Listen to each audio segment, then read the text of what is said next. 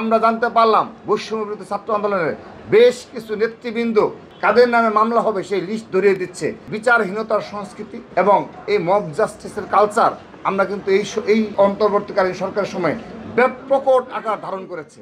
5 জনের নামে আমাদের যে মামলা করা হয়েছে সেখানে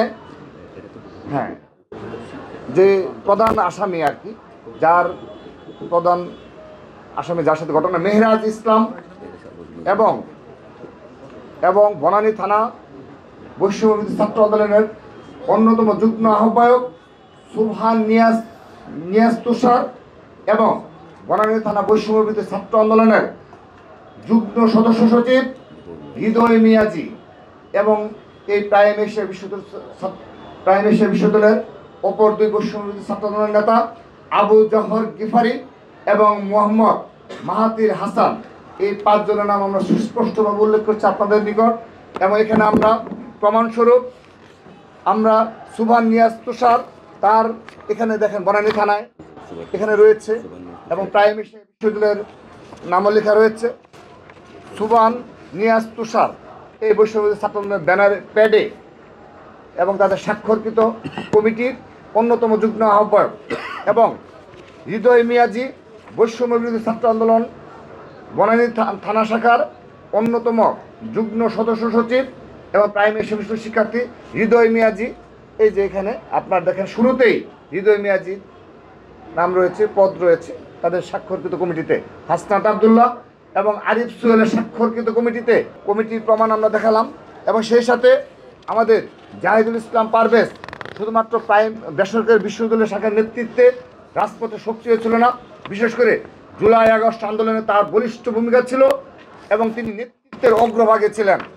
জাহিদুল ইসলাম পারভেজ নেতৃত্বের অগ্রভাগে ছিলেন এবং তিনি ময়মনসিংহ জেলার ভালুকা উপজেলায় যখন আন্দোলন সংগ্রাম চলমান থাকতো, তিনি বিশ্ববিদ্যালয়ে ভর্তি হওয়ার আগে সেখানেও সেই ভালুকা উপজেলা ছাত্রদলের ব্যানারে সক্রিয় ছিলেন। আমরা এই হত্যাকাণ্ডের সাথে দৃষ্টান্তমূলক শাস্তি দাবি করছি এবং আমরা এই আজকের এই আনুষ্ঠানিক সংবাদ সম্মেলন থেকে আমরা একটি কথা বলতে চাই।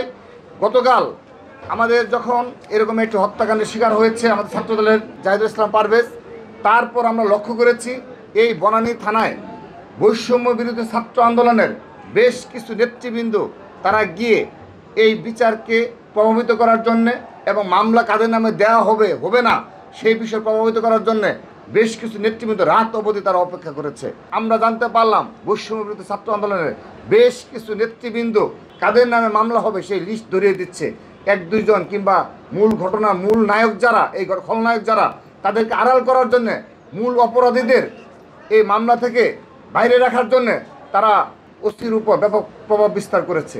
কিন্তু এই ধরনের বিচারহীনতার সংস্কৃতি এবং এই মব জাস্টিসের কালচার আমরা কিন্তু এই অন্তর্বর্তীকালীন সরকারের সময় ব্যাপক আকার ধারণ করেছে।